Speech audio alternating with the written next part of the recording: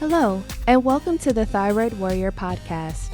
I'm Ebony, and I'm here as your wellness facilitator.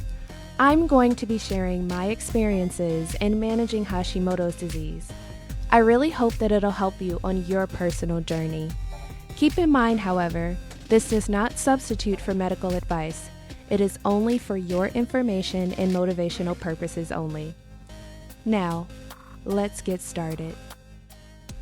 Hello, friends. Ebony here. I just wanted to come and say thank you. Thank you for showing up. Thank you for everything that you have done to make 2020 possible. Now, oftentimes what we will hear is, 2020 was horrible, throw it in the trash. I hated it. It was awful. It was terrible. Yes, all of those things are true. That is a very axiomatic or clear thing that we were faced with. And honestly, when I tell you guys that I had my fair share of absolutely positively wanting to cry at times, I'm not kidding. So one of the biggest things that was troubling for me was not being able to see family. How about you? Were you in that same boat? Were you impacted by COVID? Did you or a loved one suffer? I really want to know how you're doing and what happened with you this year. Please shoot me an email at hello@joyfulebony.com because I want to hear from you and know just everything that went on for you this year too. And then working to get a hospital live in Florida remotely, the stress that came from that, the sickness, the death, I've lost many loved ones in my family. I thought I lost myself. It kind of worked out though, because in some cases, a lot of good came in 2020. I was able to pay off a lot of debt. I was able to focus a lot on honing in on my skills to be able to support you all. But it wasn't without its challenges. I wanted to go home and be with my family. I wanted to see my dad. You guys know he's been going through a lot with cancer and he's been sick so many times this year. And I'm dog sitting right now, which you may have heard him walk away. But he has taught me so much about patience and how to really and truly work through those difficult moments, knowing and understanding that you have something or someone that still loves you despite going through a really hard time, despite having challenges. So if you're a parent, your children or your spouse or any person in your family that's a support, they still love you. It may have been challenging, but they still love you.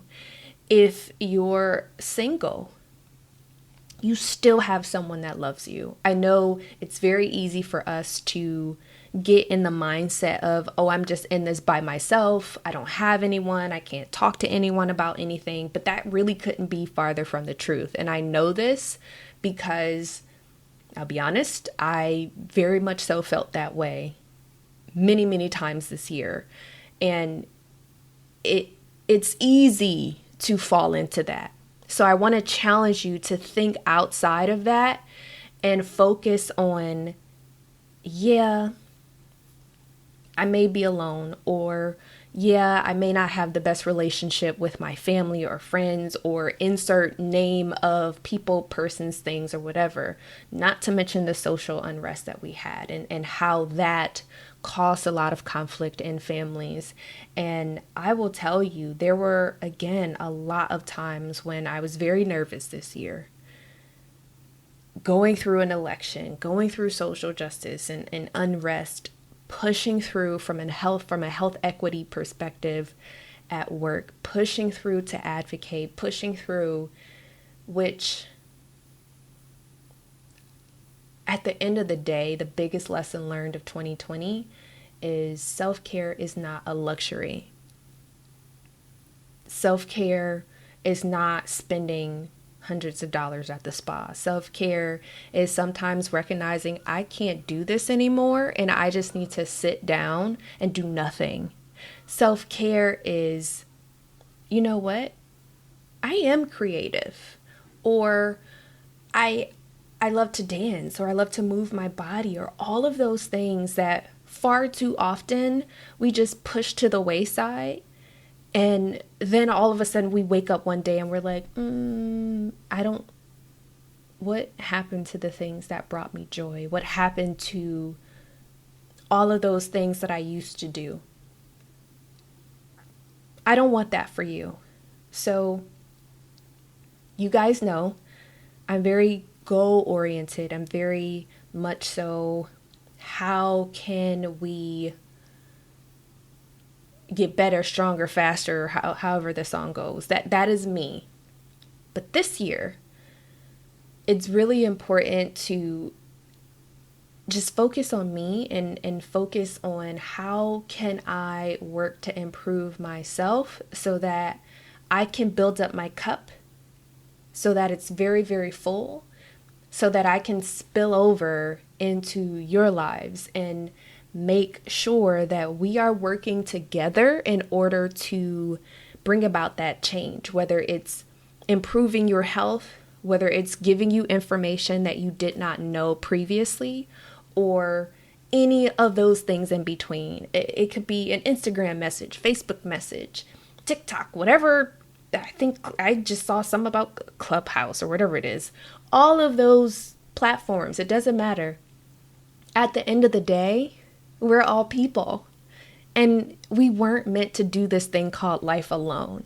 So if anything, if you take nothing else from this episode today, what I want you to focus on is really and truly recognizing that you're not alone, that you have at least one person in this world that cares about you and wants to see you win.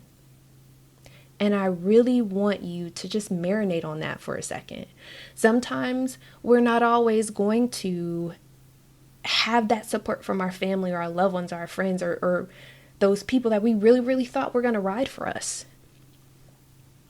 It's really no fault of their own. It's not even something that they necessarily did wrong. We may just be in different parts of our lives, and that's all right. It hurts, but you can still pick yourself up again, allow yourself to feel, and move on. And that's the other lesson that I made sure that I focused on this year, and that was allowing myself to feel, because I didn't have the distraction of being able to get up, go and travel, or get up, go spend time with my goddaughter, go spend time with my family, and not think about the things that I needed to work on in myself. So in 2021, that is the year of me.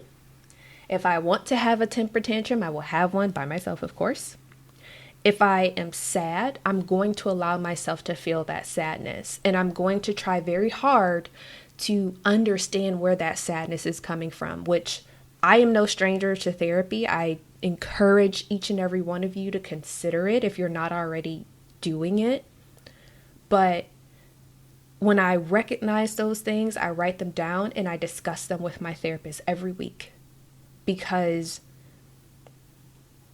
it's kind of like being in a slingshot and you're being pulled and pulled and pulled and stretched back and stretched back and stretched back. And then all of a sudden one day, pew, you're let go and you can soar.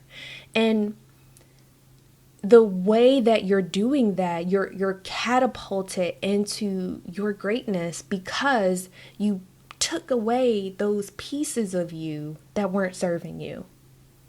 So if nothing else, recognize you're not alone, but don't be afraid to feel the feelings. Don't be afraid to go through them, and recognize that once you actually allow yourself to feel, for me at least anyway, you guys can let me know what's been the case for you, but I find that I recover a lot quickly and when I'm focused on that thing And maybe it's in 20 minutes, maybe it's an hour, maybe it's a day. But I feel so much better after that. Whereas before, I just kept burying it all.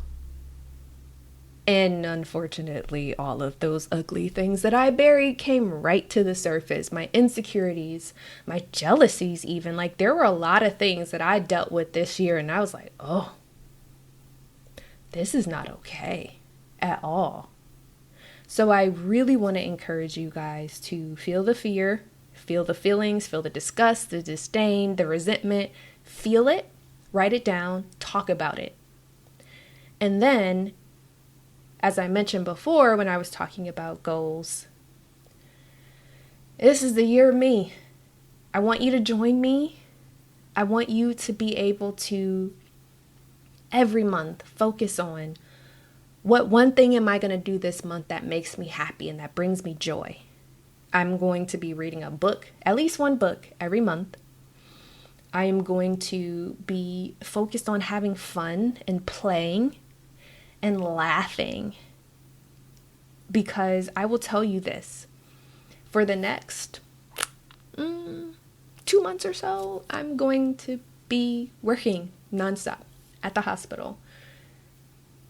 Maybe non-licensed patient care, but definitely vaccine planning, assistance, doing all the things.